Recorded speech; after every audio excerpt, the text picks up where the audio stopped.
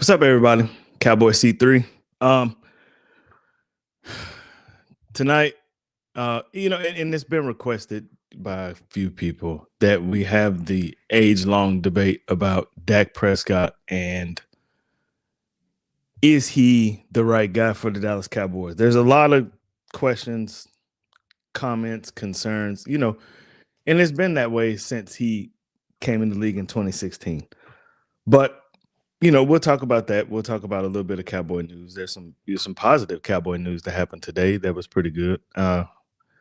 Yeah, let's just talk about it right here on Cowboy Spit. Here we go! Yeah, here we go! Wait, take Cowboy Throws back of the end zone. There's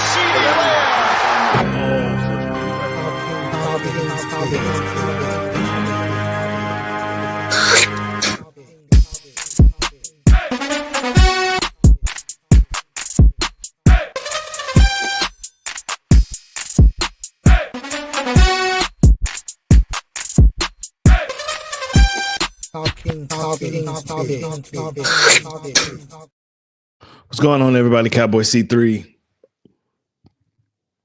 This has been kind of a long time coming.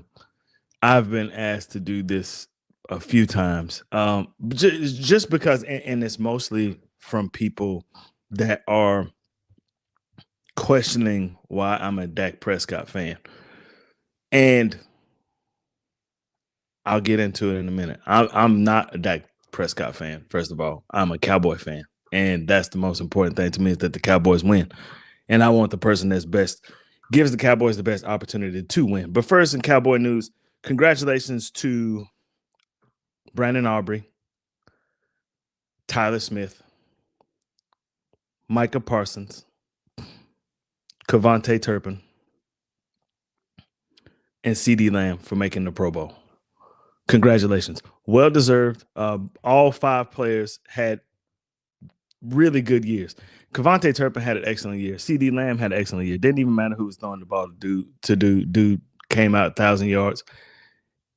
He's one. To me, he's a top 3 receiver in the NFL.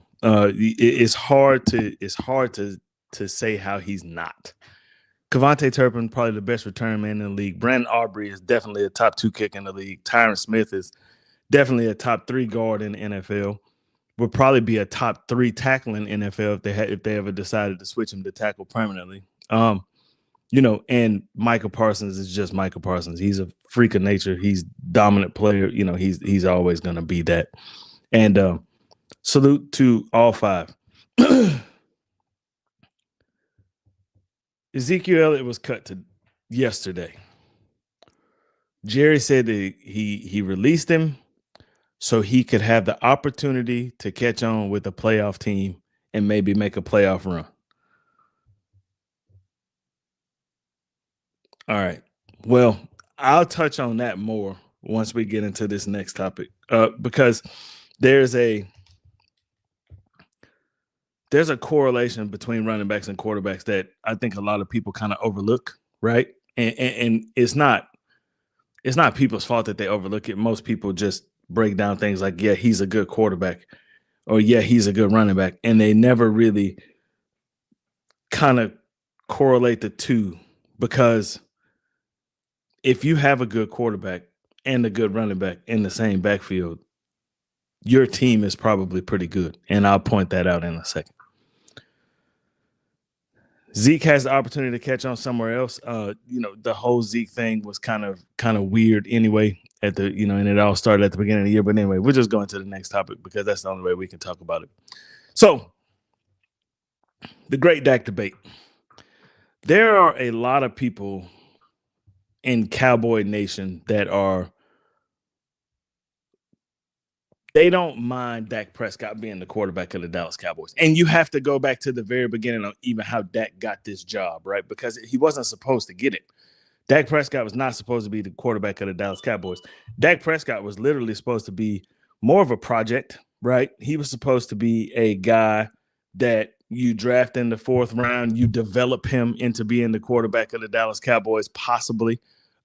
He came into the 2016 NFL draft with a 2nd to 3rd round grade.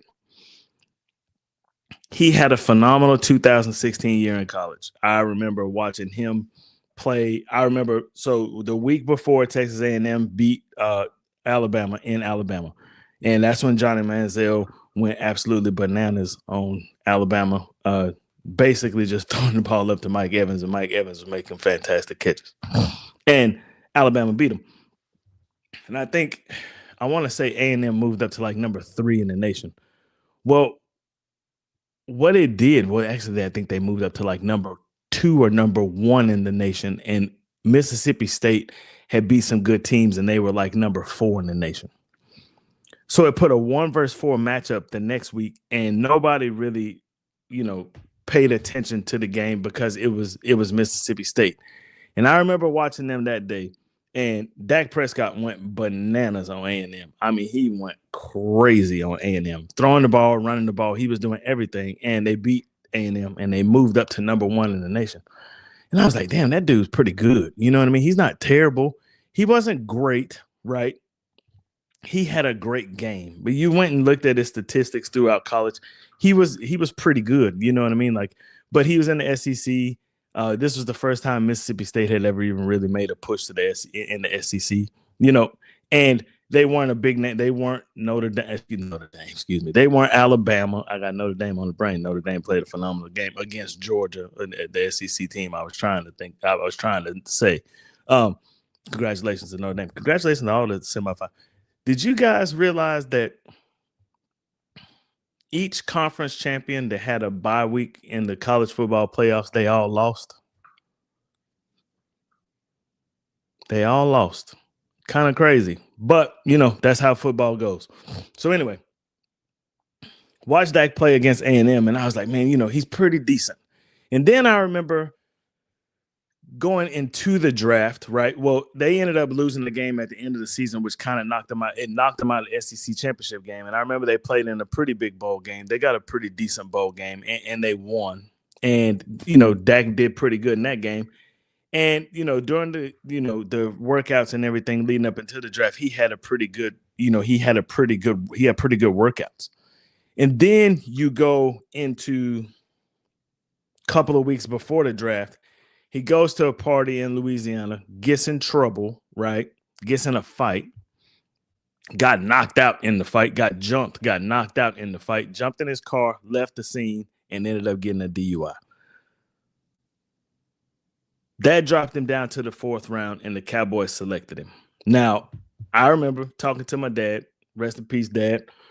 Remember talking to him, and he was like, what do you think about this Dak Prescott dude? And I was like, you know what, man? I said, he's not terrible. I watched him play at Mississippi State a few times, and he was pretty good. He wasn't great, but he wasn't bad either. And I remember thinking to myself, Romo's getting a little bit up in age. There's no way he could take Tony Romo's job, because to be honest, I was a humongous Tony Romo fan. I thought Romo was a damn good quarterback, right?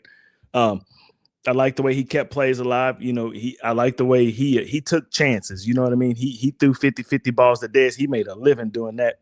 And a lot of people felt very strongly about Tony Romo the same way they do about Dak Prescott. But it wasn't the same, and I'll get into that later. But when you went into that season, the Cowboys quarterbacks were Tony Romo was your starter, Kellen Moore was your backup, and Dak Prescott was your third quarterback on the team.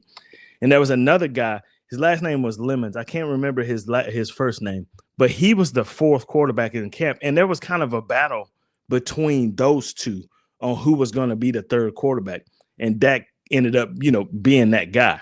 So we go into what's going on. It's not that serious. How you doing, man? It's going pretty good for me. I hope it's going good for you too, man. I'm enjoying this last couple of days off before I got to take my ass back to work. So, you go into the season, and 2 weeks before the preseason game in Seattle, Kellen Moore broke his leg. He broke his leg, broke his ankle.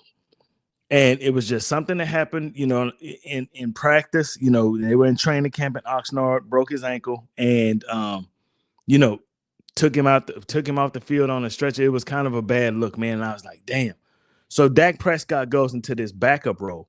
And in the first couple of preseason games, man, he came in and he did a pretty good job. He didn't play bad at all. It was kind of like the same Dak Prescott that you saw at Mississippi State. It wasn't really that much different. So then this Seattle game happens, and on the first play from scrimmage, Tony Romo falls and he gets hit in the back, right? And I want to say it was Marcellus Bennett that hit him in the back. And he winces in pain, and he's rolling around on the ground. And I remember thinking to myself, there goes the damn season. Like, shit. You know what I mean? Like, here we go again with this craziness. Now, I was in the Navy and I was getting ready to deploy, and I couldn't really watch games like I wanted to, so I could only read about them. But at this moment in time, I was still in port. I think we deployed like maybe 4 or 5 weeks later. So enter Dak Prescott into this preseason game, and mind you, this is just a preseason game, and him and Ezekiel Elliott go the hell off in this preseason game. And this is against the starting defense of the Seattle Seahawks, this was the Legion of Boom. This was them. You understand what I'm saying? And I was like, oh, damn. Like, okay, all right. Well, okay. So then you go into the last preseason game and they don't play him. He kind of sits out. I think he may have played like maybe a drive or two, and then they sit him out because this is your starting quarterback now. This is what you got to roll with. And I remember thinking to myself, okay, man, all we need Dak to do is go 3-3, hold down the fort until Romo gets back, and then we good, right? We'll be good. And Dak comes out and goes 6-1 before Romo comes back. And that's when the debate started right then. Like that's where the fan base was split right at that moment. Like, do you keep Dak Prescott in the game, right? And running the offense, or do you bring back the wily veteran, the guy who's proven, he can win football games for you? To me, probably the best opportunity that the Cowboys have had in the last 15 years to win a Super Bowl was probably the Romo team where Dez caught it that season. And I think that was the season before, which was 15. I think so. I think that was the best opportunity that the Cowboys had to win a Super Bowl. They had a really good offense. Romo was throwing the ball around to Dez and Jason Witten. And the defense, Sean Lee was healthy. Everything was going really, really good with the defense. They were playing phenomenal football. But, even if Dez does catch that ball, there's 3 minutes left in the game. And Aaron Rodgers, the Cowboys had a difficult time with Aaron Rodgers the entire game. You know what I mean? And Romo ended up having an opportunity to even come back after Dez caught it, didn't catch it, whatever you want to say. And he threw a pick, and they lost. So into this next season, Dak comes in 6-1. They're going against a really good Minnesota team. I want to say it was an undefeated Minnesota team, and you're playing them in Minnesota on a Monday night. And they're like, okay, this is a make or break game for Dak. And people were like, if you're going to start Dak Prescott, you got to keep him on a short leash. Like, he's got to come out. And what did they do? They come out and they whoop Minnesota's ass. Whoop their ass. And Dak Prescott as a starting quarterback for the Dallas Cowboys right at that moment was born, right? This is like, okay, this guy is going to be the starting quarterback for the Cowboys. Going to the first round, you play Green Bay again. Dak ties the game up with about 1 minute and 2 seconds left. Excuse me. They take the lead by 2 points with 1 minute and 2 seconds left in the game.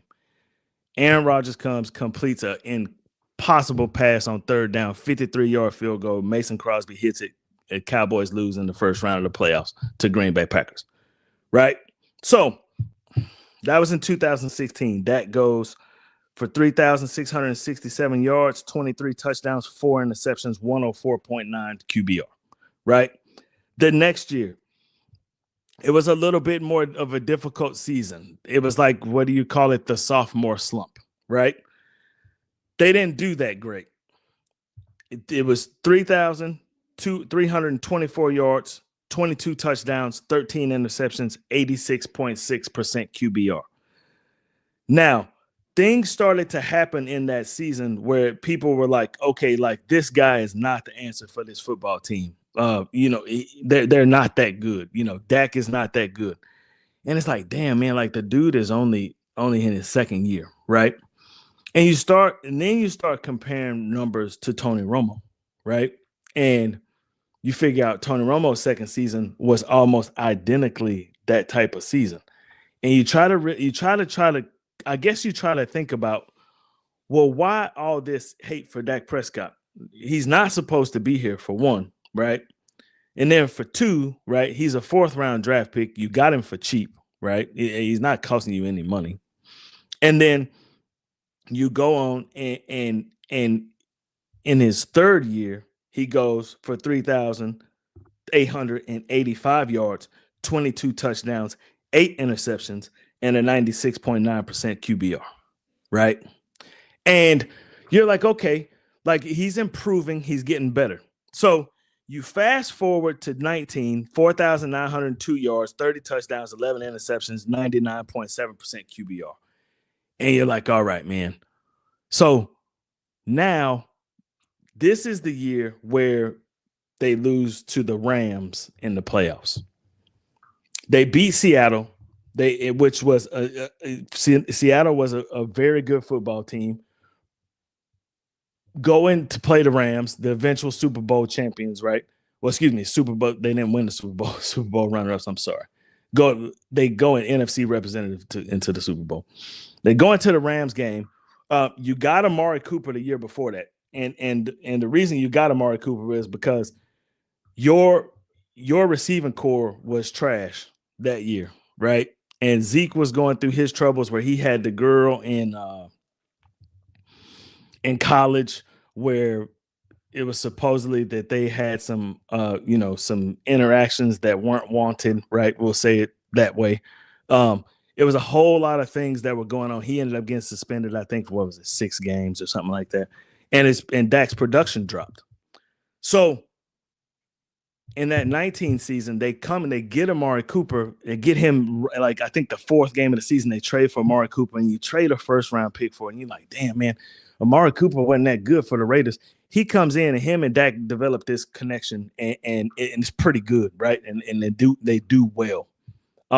They go into this Rams game, and the Rams were dedicated on stopping Ezekiel Elliott. Ezekiel Elliott will not be the person that beats us. It's going to have to be Dak Prescott, and he couldn't do it, right? But why couldn't he do it? That was the question. If you went – now, I went to that football game. I spent $430 damn on a playoff ticket, sat right down the road from Post Malone, and because I was excited to see the Cowboys because I felt like they had a really good football team and they had an opportunity to beat the Rams, the high-powered Rams, and make it to the NFC Championship game at least. And they had already I knew that they were going to have to play the Saints, and they had already beat the Saints. And I felt like that this was a pretty good opportunity for them to go to the Super Bowl. But there was something very evident very early in that football game is that the Cowboys couldn't stop the run. Mike Anderson went bananas. Todd Gurley, if you guys remember, Todd Gurley was coming off the knee injury, and it came out to where he had some torn ligaments in his knee. I can't remember if it was ACL or his MCL. I think it was an MCL. And he was out there running, mostly a decoy, but he still had 80 yards rushing. And I want to say Mike Anderson had like 130. And the Cowboys didn't have that many possessions, especially in the second half. But every possession that they had, they scored on, right? Gave them an opportunity. They got down by 8. All you need is one stop. And Jared Goff rolled to the right. And I don't know if you guys remember this, but just go back and look at the highlights. Cowboys have all the momentum. All you need is a stop. It was a 4th and 6. 4th and 6.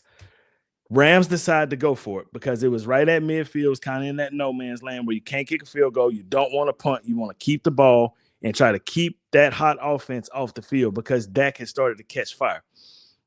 Jeff Heath literally escorted Jared Goff out of bounds for an 8-yard gain, and the Rams ended up just running the clock out and winning the game.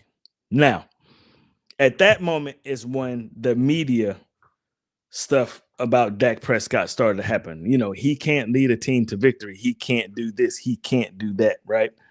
And the fan base really started to catch fire right after that. 2020 is when he broke his leg, right? And the Cowboys were off to an abysmal start. I remember the Falcons game was their win. They went on and they beat the Giants that game when Dak broke his leg. That Atlanta win was crazy. Game they shouldn't have won. They came back and won. Then you go to 2021. In 2021, Dak goes 4,449 yards, 37 touchdowns, 10 interceptions. And it was a pretty good season, right? 12-5. They looked pretty good.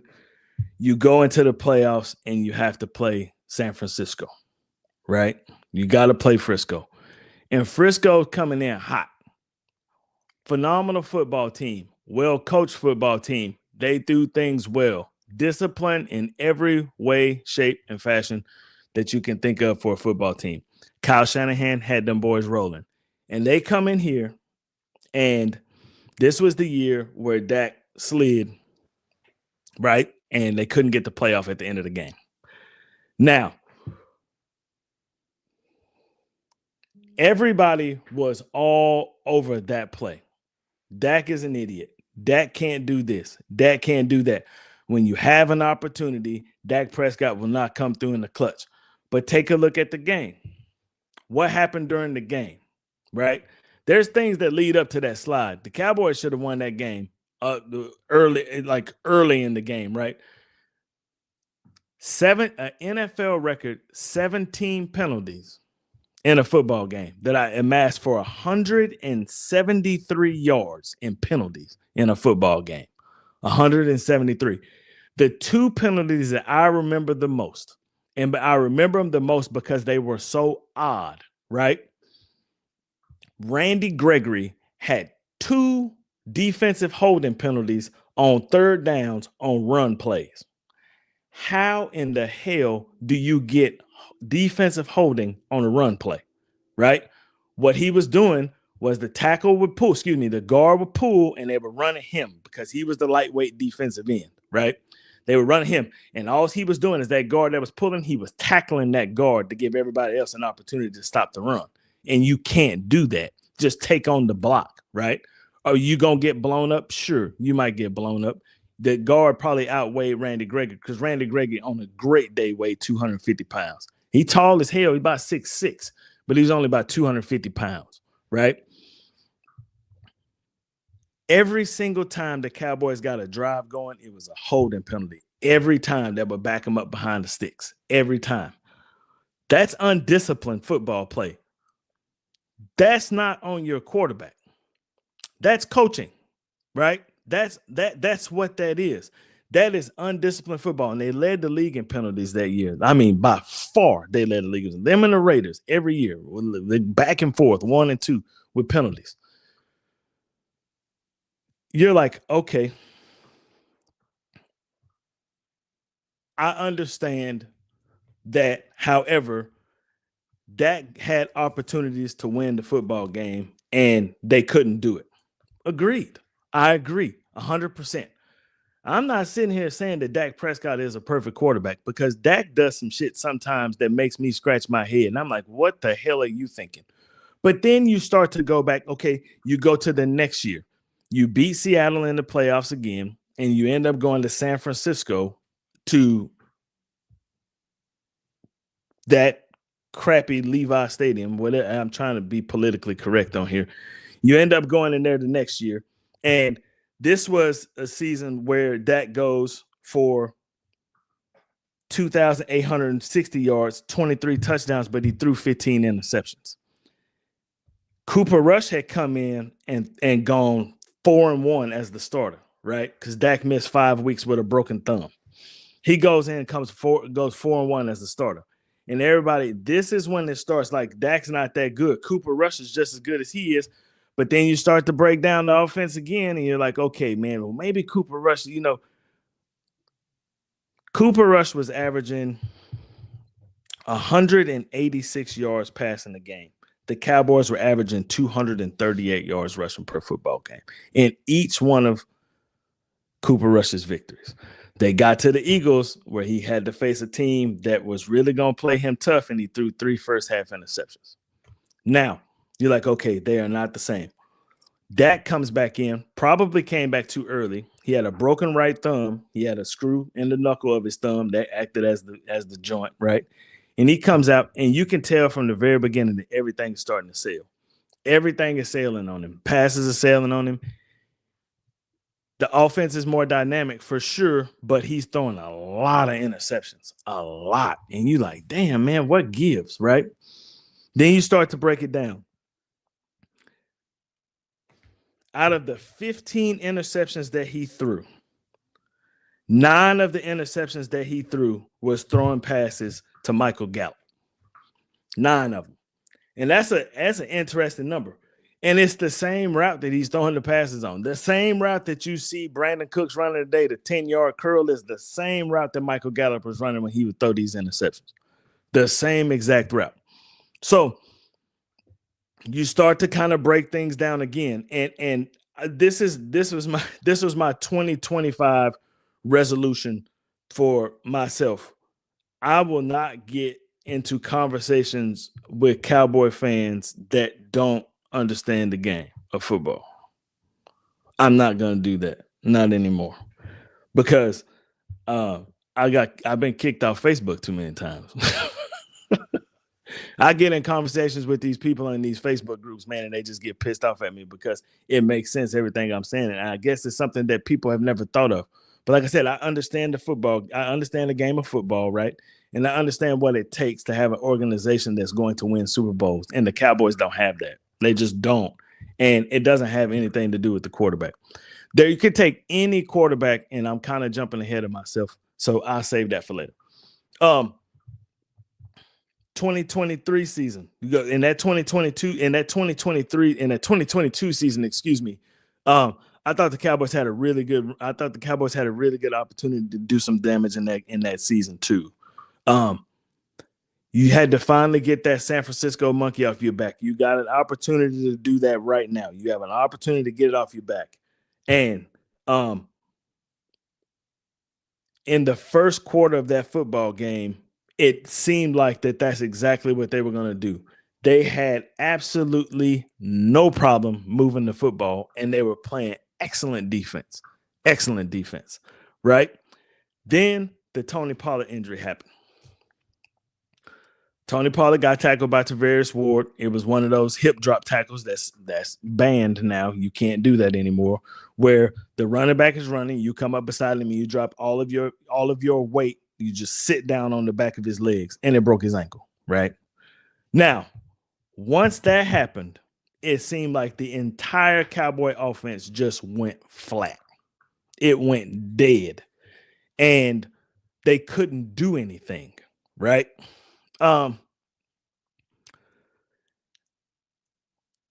For the life of me, I do not understand why. They gave the game over to Zeke. Zeke was going to be your bell cow running back, and Zeke's decline had already started to happen by then, right? You had Malik Davis sitting on the bench that had just went for 120 yards 2 weeks ago against 2 weeks prior to that against the Tennessee Titans in a game that shouldn't have been that tight. Dak came out flat. The whole offense came out flat, right? And Josh Dobbs, again, had come in and was running around and acting a fool with the Tennessee offense, and it almost cost the Cowboys the division, right? No way in hell that you can lose that football game. And they came through. Malik Davis came out and ran the football effectively. He ran the ball hard. He caught the ball out of the backfield. You have this weapon sitting on the bench in this football game, and he came into the football game for 2 plays. 2 plays, he came into the football game. Nobody talked about that at all. You had the guy sitting on the bench. He came in and he could have been Tony Pollard. You understand what I'm saying? You just switching the play. You just switching the personnel. You're not switching the plays, because you could tell in that football game that the whole offense was predicated around Tony Pollard. We're going to ride Tony Pollard and make this defense step up, and then we're going to play action and go over the top and make some good plays, right? Dak made some bonehead plays in that curl route to to Michael Gallup, threw a pick. Big play, you know what I'm saying? Big time interception. It happened in a critical moment. And then the ending of the game is what everybody will remember, is when Zeke lined up at center and he ended up on his ass. The next year, 2023, Dak Prescott goes for 4,516 yards, 36 touchdowns, and 9 interceptions. MVP runner-up. There's a great argument that people have that Dak Prescott probably should have been the MVP of the football league, right? Should have been the MVP. You go into this game against Green Bay, and you get another playoff game, cold as hell. Me and my brother, we going. No matter what, we're going to this football game. Like, we're going. We go to the game and watch the Cowboys get their asses handed to them by Green Bay. Handed to them. And the Dak talk went through the roof after that. But you sit back and you look at that game. You look at that whole season, right? That game was all accumulated into the entire, that game was an accumulation of the entire season wrapped into one game, right? And you're like, Corey, how the hell can you say that? They went 12-5.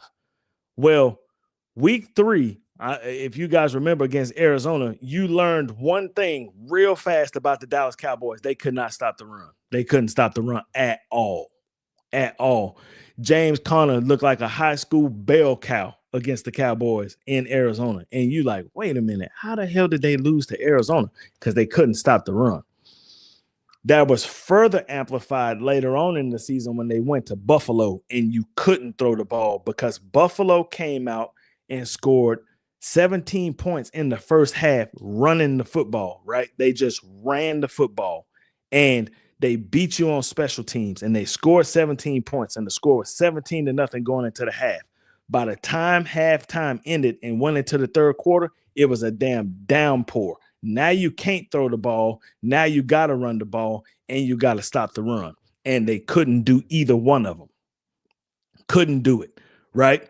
Pollard, coming off the ankle injury, he was probably at about 80% the entire season. Soon as you trade him this year, you trade him to Tennessee, and he's Tennessee's entire offense. Sure, that Tennessee offense ain't that great, but you know that Tony Pollard is getting the ball, and you still can't stop him, right? 17-point. Okay, what you mean by 17-point, Isaiah? Talk to me, baby. So, you knew right then that they couldn't stop the run. The Cowboys could not stop the run. And the reason you couldn't stop the run is because you don't have any linebackers. Your defensive line play in 2023 was decent, right? It wasn't terrible, but it wasn't great. Your best run stopper was probably DeMarcus Lawrence, who's a defensive end. But you drafted Mozzie Smith. Mozzie Smith's supposed to be a guy that sits down in the middle. You found out then that he probably wasn't the player that you thought he was going to be. That's when you found that out right then. Okay, this guy's probably not that great. But your linebacking core, your middle linebacker for that season was a 195-pound safety by the name of Marquise Bell. Now, hats off to Marquise Bell, because he stuck his head in there the whole season at 195 pounds, taking on offensive linemen and taking on 225-pound running backs that are coming at him head full of speed. But they couldn't stop the run. They couldn't stop it. So what does Green Bay do? Green Bay comes in here with a game plan of, we're running the ball right up the middle at your 195-pound middle linebacker. That's what we're going to do. And if you don't adjust to it, we're just going to keep doing it. And that's what they did, right? That's what they did. Cowboys come out and try to establish a running game. Green Bay goes down the field the very first drive of the game. Green Bay wins the snap, wins the coin toss and says, we want the ball. They take the ball right down the field and score. No issues. Have no problem doing it whatsoever. Cowboys come out and go 3 and out. Why do they go 3 and out? They're trying to establish their own run game. I don't necessarily disagree with you, Isaiah. I know you're trying to be funny, but I don't necessarily disagree with you. I don't.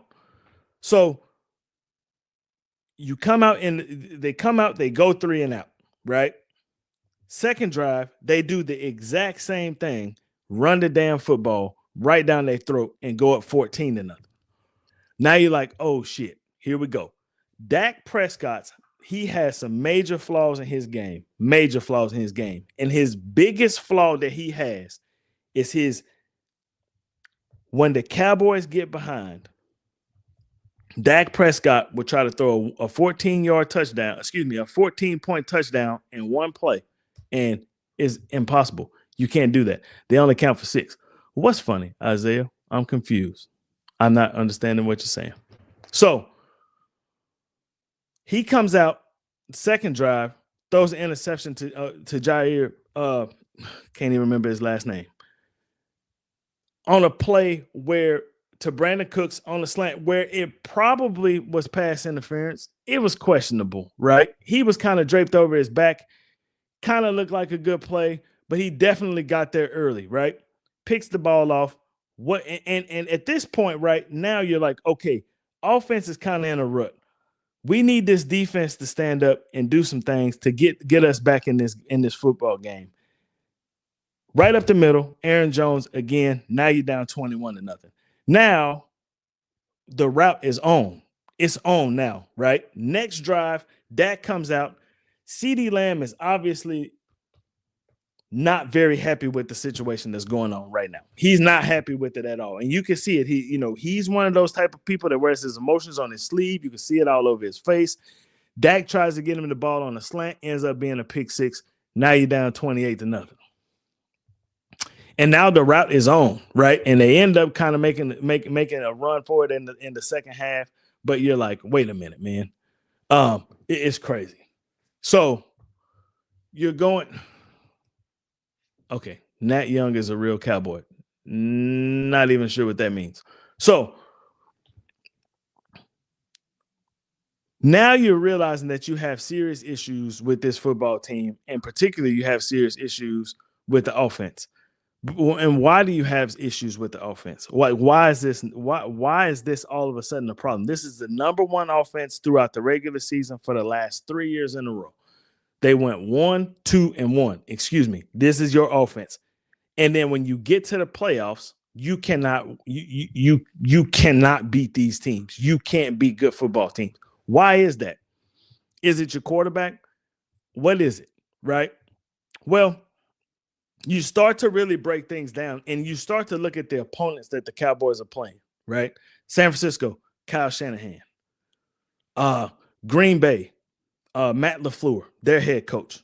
And you start to realize that McVay with the Rams.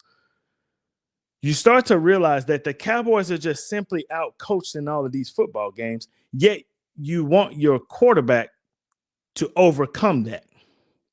You run a horrendous offense. It is terrible. It is primitive at best, right?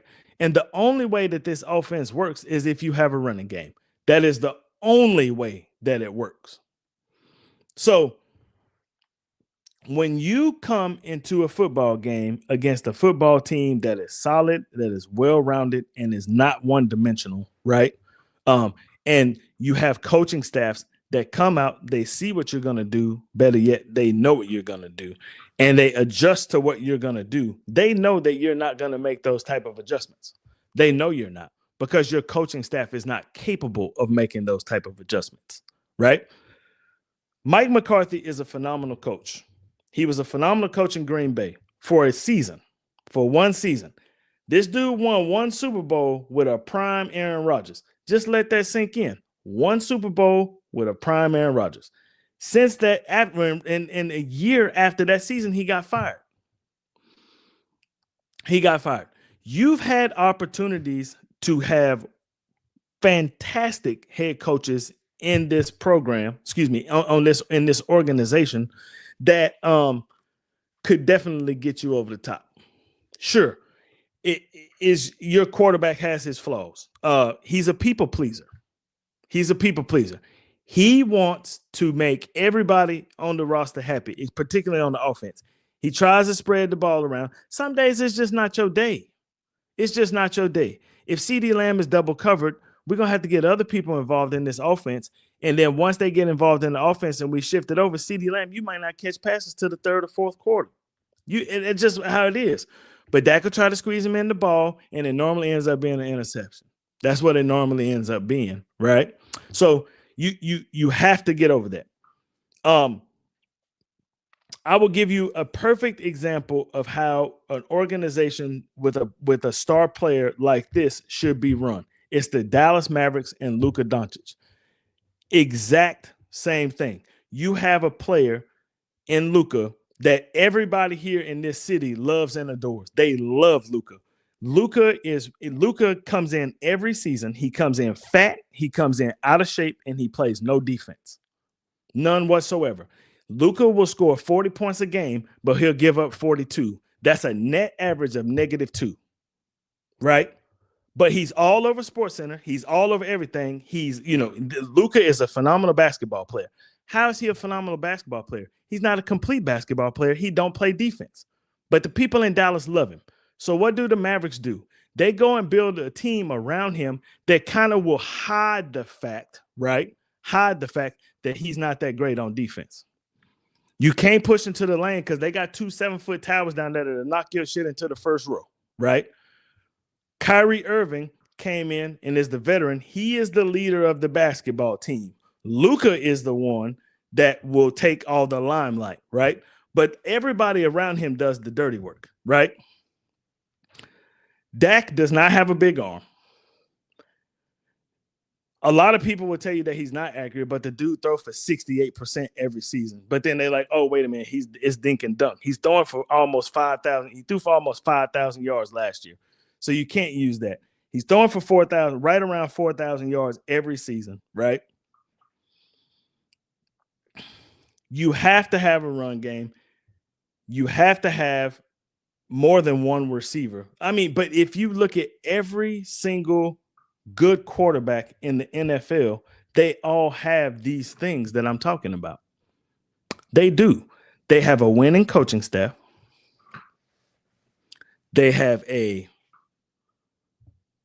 Most teams today have 2 running backs. They don't just have one, they have 2, right? They have 2 wide receivers, they have a good tight end, and they play good defense, right? That's how you build a successful organization. That's how you build it. The Cowboys have been running this mediocre Rob Marinelli offense since 2013. The same exact offense. If you don't believe me, just go back and look at highlights. It's the same plays. The only thing that have changed are players. That's it.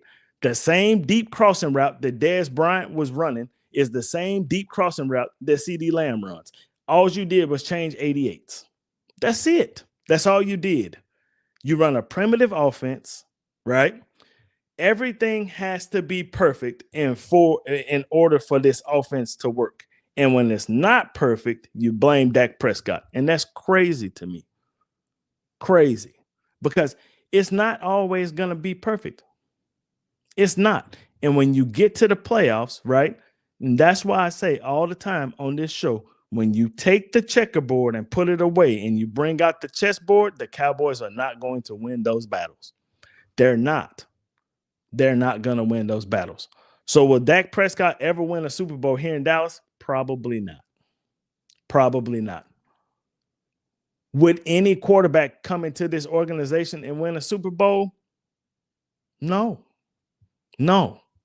Because everybody's like, okay, well, Patrick Mahomes could come in here and win a Super Bowl. You don't just get Patrick Mahomes and Andy Reid and all the players from the Chiefs. You only get Patrick Mahomes, and he's got to come in here and run this dead ass offense. This is the offense that there's no Travis Kelce. that's going to save him, right? There's no Tyreek Hill or Xavier Worthy. There's nobody that's going to run deep. There's no Pacheco to hand the ball off to. There's no Kareem Hunt to hand the ball off to. They're not here. There's not Andy Reid cooking up great plays over there that's going to get you out of bad situations. You don't get that. You get Mike McCarthy in this offense. That's what you get. That's what you get. You may get an improvement in a game or two in the regular season. That's what you'll get, right? That's all you're going to get. That's it. Josh Allen may be able to do it, but he's going to get hurt, I promise you, because they're not going to block for him like they do in Buffalo. They're not doing it. Lamar Jackson would just be running around here like a chicken with his head cut off. Justin Herbert would be lost. Joe Burrow may have the best opportunity to do it because he is a phenomenal quarterback, but he don't have the best receiving core in the NFL either. He don't have T. Higgins, and he don't have Jamar Chase, and he don't have the running back Brown or Joe Mixon. You don't have that. You don't have that. It's just you. It's you, and you have to survive. I will tell you this right now, and I've been saying it the entire time I've been doing this show, until Jerry gets his head out of his ass, brings in a coaching staff into this team that's going to put together something that's going to be winning, can make adjustments. They can do a whole lot of things, right? Do things that other coaches do, right, in the NFL to have successful programs. Look at the Lions, right? Look at the Lions. Dan Campbell went in there and flipped that thing around, flipped it around. Guess where Dan Campbell wanted to coach before he went to Detroit, to Dallas. That's where he wanted to be, right? So until Cowboy fans understand that there's no quarterback that's going to win you a Super Bowl until your owner gets his head out of his ass and makes this shit work, then you're just going to sound stupid in arguments.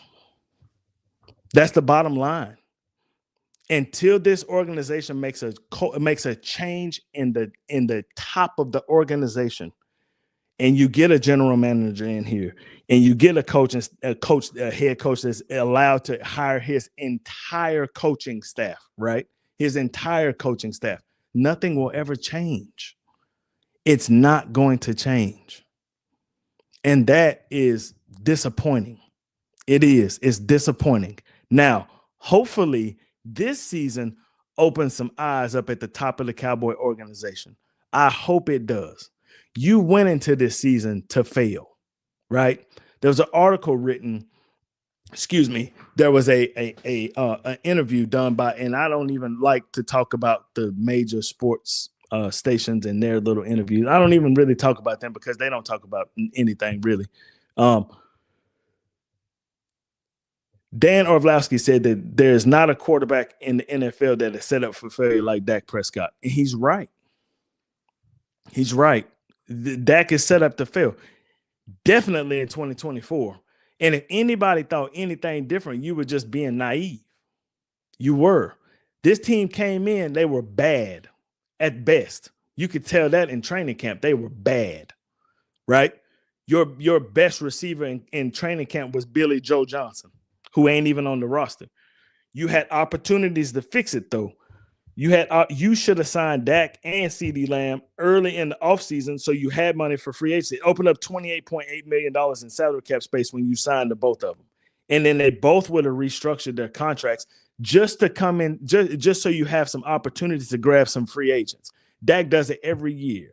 He does it every single year. I said they lucky I wasn't at that training camp. They do it every single year. Dak and Zach Martin. I just got into this conversation with this dude. It was in 2024. It wasn't in 2025. Got into this conversation with this dude in a Cowboy group that was like, name me the reason that the Cowboys suck is because Dak is taking all the salary cap space. And that's bullshit. It's just not true. It's not true. The Cowboys have an opportunity this year to have $100 million on the books when they walk into free agency. $100 million on the books. See if they do anything with it. Let's see. I don't know if they will or not, right? But history has shown that they won't do shit with it. Nothing at all. Nothing at all. They'll try to bring back the same players that they have, right?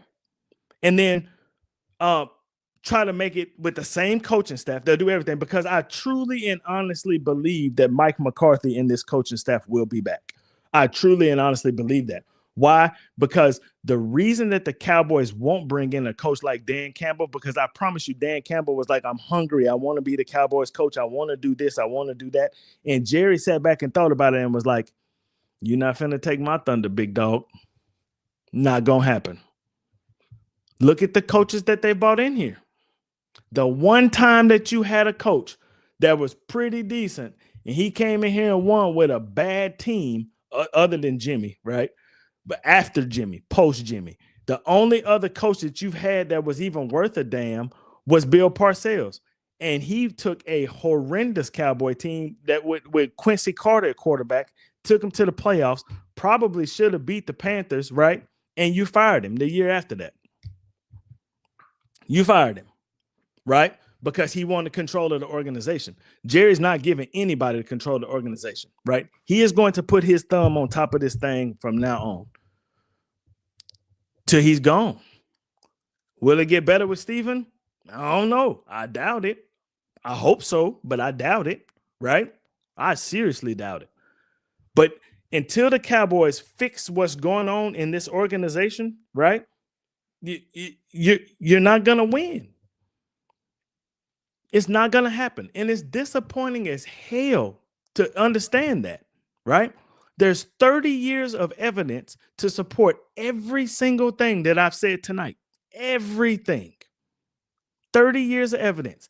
The last time everybody wants to blame Dak Prescott for what's going on with this organization, the last time the Cowboys played in a meaningful football game, and the first opening round of the playoffs, the last time the Cowboys played in a meaningful football game, a football game where shit was on the line, Dak Prescott was 1 year old.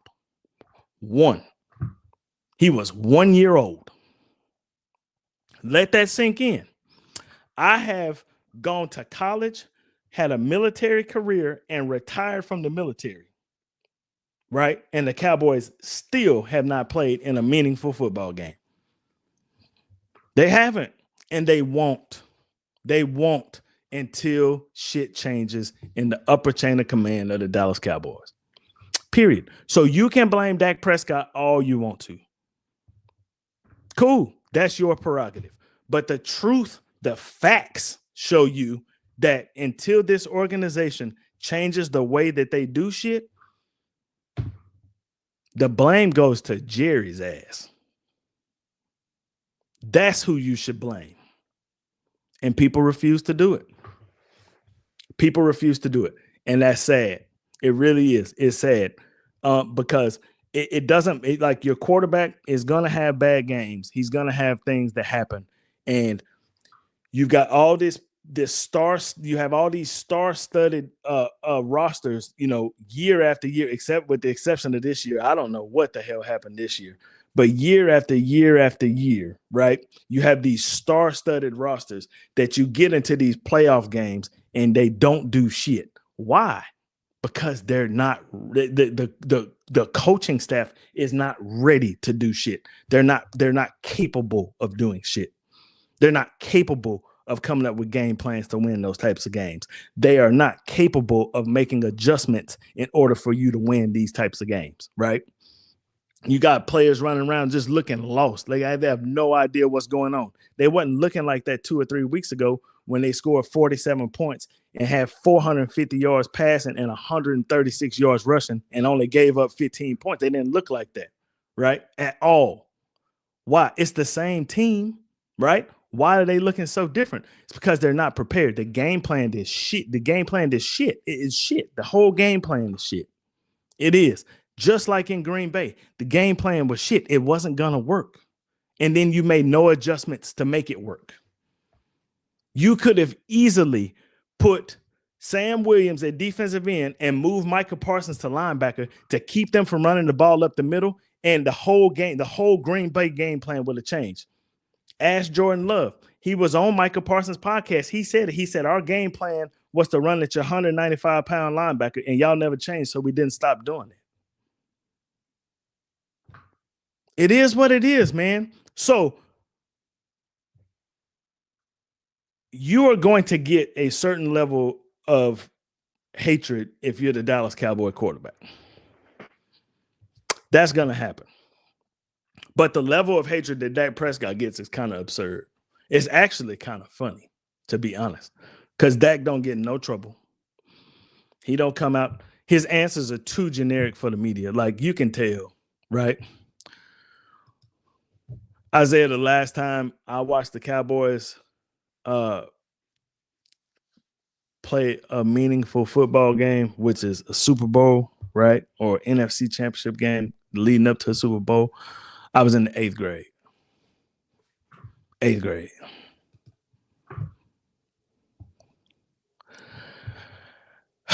I believe that you're wrong, first of all, because everybody wants to get paid, right? Don't care what you say. Okay, we can talk about Dak Prescott's $60 million contract, right? Would you agree, Isaiah, and anybody else that's listening, tuned in, or whatever, that Dak Prescott is $4 million better than Trevor Lawrence? What's 56 plus 4? That's why he got 60 million. And then as soon as he got it, he restructured his contract. It is what it is. Pretty sure he'll restructure his contract when it comes to this season too. I'm pretty sure that him, CD, all of them will restructure their contracts with the thought process that their owner will bring in more support for them to have a better football team this year. Yeah, that's the plan. Remains to be seen. All right. So I think we beat that drum over the head. With the show schedule, Sunday will be the last game of the season against Washington. Washington's going to be fighting for a playoff chance, for a playoff berth. They got to win. So they're going to come in here hot, and they're going to come in here hungry, and they're going to be ready to play. Now, Mike McCarthy said this, and we'll see how it works, right? We'll see. He said that Trey Lance and Will Grier are ready to play. You already know what you got with Cooper Rush, man. It's Cooper Rush. I mean, it's Cooper Rush, right? Let your 4th round draft pick play. Let him play. Let him play. And if he goofs it up, give Will Grier an opportunity to play. They playing for roster spots. They playing for the backup job next year. That's what they playing for. Don't think Cooper Rush will be here. Think you kind of know what you got. I think there's some teams that might be interested in him, as a backup as well, and he might make some more money. You know what I'm saying?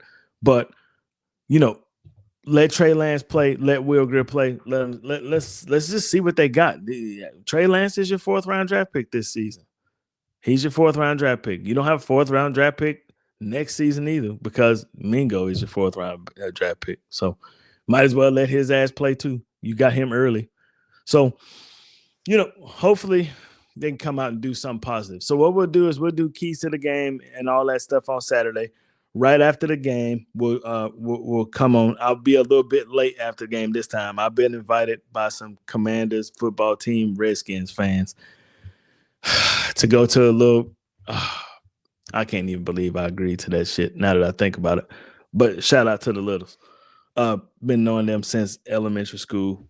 Great couple. Been knowing Michelle since I was in middle school. Played baseball with Justin all the way through elementary, middle school. They found each other, got married, they got kids. Fantastic, right? So talk to them and see what's going on with these damn Cowboys and these Commanders, and I'll sit there and I'll smile if we win, and I'll take my lumps if we lose. What we talking about? What you mean we talking about money? What you mean? I'm confused. Talk to me, Isaiah. What we talking about? So we'll do that. And then the schedule will go for the offseason. And there's a lot of interesting topics that I want to talk about, especially going into the offseason. I want to talk about, free agents that are leaving, free agents that you can possibly pick up. Micah Parsons, the Micah Parsons contract is going to be a big topic of discussion throughout the whole offseason until the deal is done.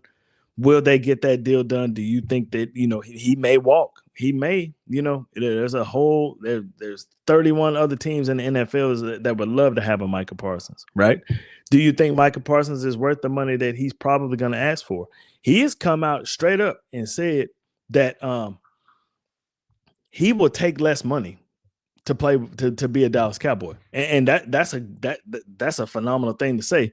Would you take Genty or a wide receiver if you're making the Cowboys pick in the first round? Fantastic question. It depends on what wide receiver is available, right? If Buddy from Arizona drops down that low and he's available, bro, I don't know if you don't take him, because you don't find 6'5", 215 that runs a 4.4, low 4.4, 4.3 40 that can just blow the roof off of it or be a possession wide receiver. I don't know if you can pass that up. Luther Burden III in Missouri is a fantastic wide receiving prospect too. He gives you that Deebo Samuel type look, but Genty's special. And him and Rico could do some phenomenal things together. I think you've kind of found an offensive line that works for you. I don't think that's a major concern anymore.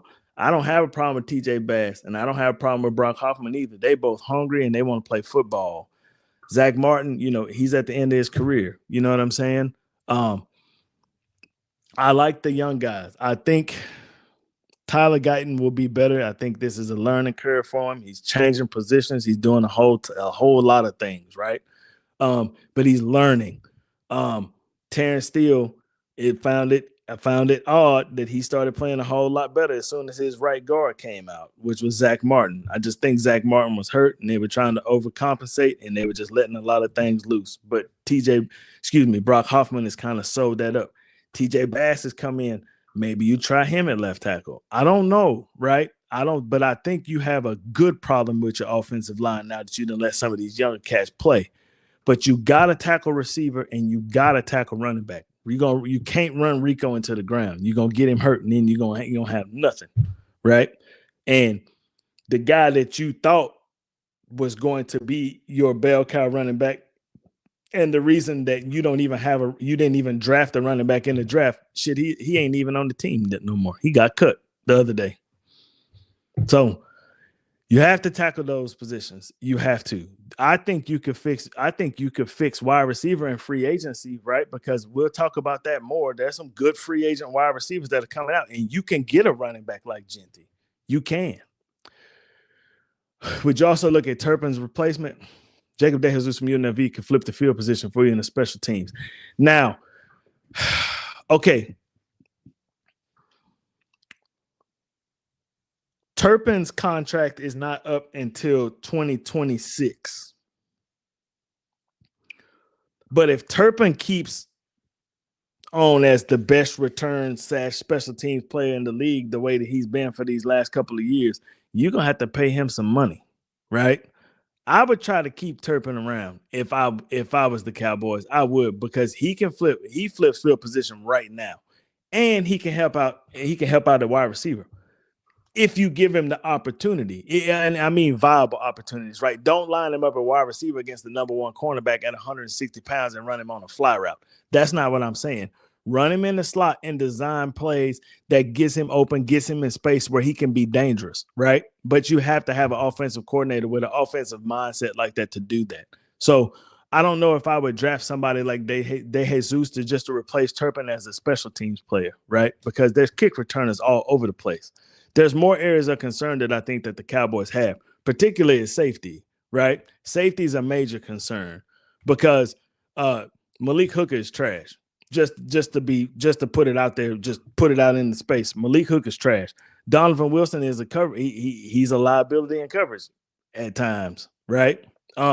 Your corners are suspect. Bland is pretty good, but Diggs got to get his head out of his ass and get this rehab correct so he can come back and be the player that Trayvon Diggs is. Until he does that, right, then we're just going to have 80% Trayvon Diggs running around here getting burnt, right? Kalen Carson played decent for a rookie. He got beat at times, but he ended up hurting himself, and he's out for the season too, so he'll be back. I don't know if you don't want to replace a player like Overshown. That's a pretty devastating injury, and that's 2 knee injuries in a row, right? 2 seasons, 2 major knee injuries. You got to worry about that. This defensive line, that has to be addressed. It has to be addressed. So I'm not real sure if I'm going to do something like that, like replace a player like Turpin when you got players like Mozzie Smith that you're going to have to replace. You missed on that one. It is what it is. He's been playing a little bit better here lately, but do you keep on doing it, or do you bring some veterans in here that you can get in free agency for cheap, right? Or draft you one, right? That can come in and make a major impact right away, right? You're going to have $100 million to play with. I wish, man, I hope you're wrong. I do, but you're probably right. Osa is like your one constant on the defensive line. He is your one constant, right? Your one constant. And he may be out of your price range, to be honest. But I think they're trying to find a way. So, Ray, interesting. You must have missed the whole show. Why does Dak suck and he's trash? Why? Tell me why. If you're still here in the chat, tell me why. I said I wasn't gonna get in these conversations no more in 2025, man. And I man, golly, Ray, come on. Anyway, I'm hoping that they can figure out a way to keep Osa. That's the one that I would keep, right? So let me ask you this real deal. Would you let DeMarcus Lawrence walk if it meant keeping Osa? That's kind of like what you're looking at, right?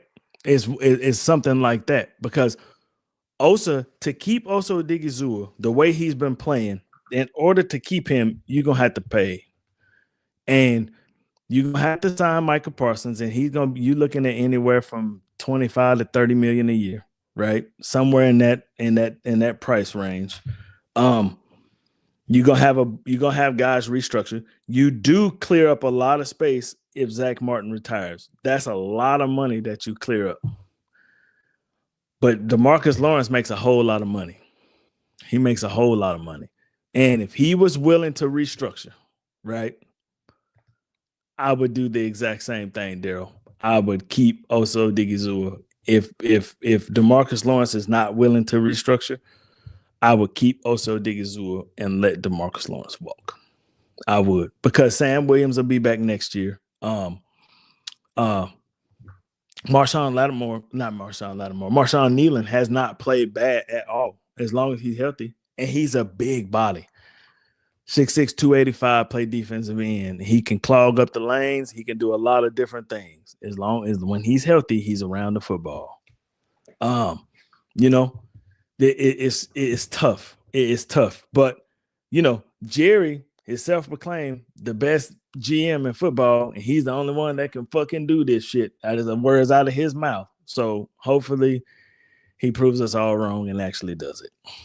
I hope so. Okay, I guess Ray not going to talk about his Dak sucks and his trash. So we'll cut this one. I went way over my time tonight, man. But, that's kind of a topic that's kind of been sitting there for a long time. And I'm glad everybody understands how I feel now. Do I trust Jerry and Steven to make legit moves in free agency? What's the best way I can answer this? Hell no. No, I don't trust them to make moves in free agency. There's nothing that has shown me that they will. Nothing. We've had golden opportunities to make moves in free agency. Golden opportunities. We can talk about 2024. All of these damn running backs. You could have had Saquon Barkley. Put it this way. Saquon Barkley and Trey Lance make the exact same amount of money. Don't tell me you didn't have no money to do something in free agency, because you did. You had money to do it. You could have done the same thing that the San Francisco 49ers said and did, and just say, you know what? We kind of pushed the boot with this dude. We'll let him go, and we'll bring in somebody else that can do a better job. You know what I'm saying? We can. And Saquon Barkley could have saved you. Would he have rushed for 2,000 yards this year with this Cowboy offensive line? Probably not, but he'd have given you a solid 1,300. Solid. And that helps a whole lot more than what they got right now. Same here, the Cowboys. like a business on the street more than NFL franchise. I couldn't agree with you more, man. I couldn't agree with you more. You got an oil tycoon who is very successful running a business, and he's really good at making money. Really good at making money. He's just not good at making good football teams. He's not, right? He wants to be the CEO, the CFO, the general manager, and the damn coach, and it just don't work that way. It don't. If he would just sit his ass down and let football people take care of football things, I promise you this organization would be in a whole lot better situation than it is right now. Whole lot better. I've said it on here 50 times, right? Bring Troy Aikman in as general manager and just sit back and watch what happens. Might take him a year or two to do it, but this thing would be rolling. I promise you it would. Promise you. But that means you got to relinquish control, and Jerry's not interested in doing that. Not at all. It's unfortunate. It's unfortunate. Okay, so anyway, Saturday, we'll do keys to victory, everything to do with the Commanders.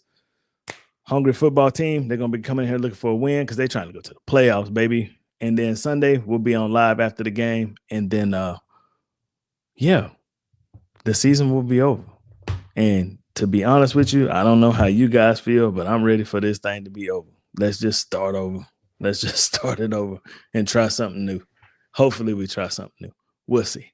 But anyway, thank you guys in the chat, man. If you haven't done it already, make sure you like and subscribe, man. I appreciate it if you did. And then I will see you guys on Saturday. Until then, Dallas Cowboys for life, man. Go Cowboys. See y'all soon. Peace.